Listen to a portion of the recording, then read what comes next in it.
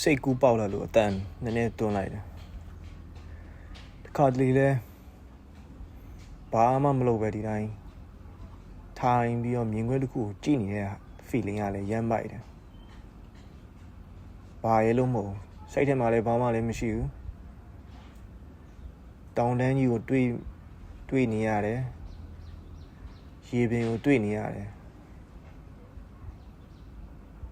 လိပ်ပြာလေးတွေခြုံနှောင်းမှာပြန်နေတဲ့ဟာတွေးနေရတယ်လေကိုရှူတယ်လေကိုထုတ်တယ်ဒီငြိမ်တဲ့ feeling တခုတော့ခံစားရဘာမှန်းတော့မသိဘူးအဲ့လိုပဲဒါမဲ့ F feeling ကိုကြိုက်တယ်ဘာဖြစ်နေမှန်းမသိတဲ့ feeling ကို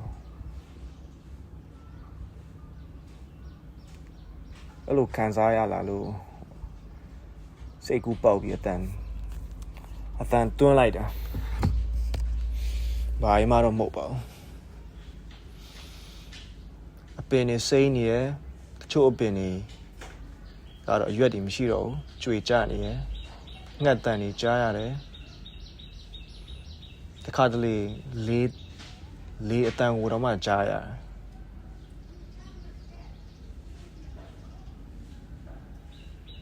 မိုက်တော့မိုက်ငှက်တွေပြန်နေရပင်ပေါ်မှာရက်တယ်ခဏနားတယ်ပြီးရင်ပြန်သွားတယ်လိပ်ပြာတွေကတော့ပန်းပင်တွေကြားထဲမှာဝဲပြီးတော့စာရှာစားနေတယ်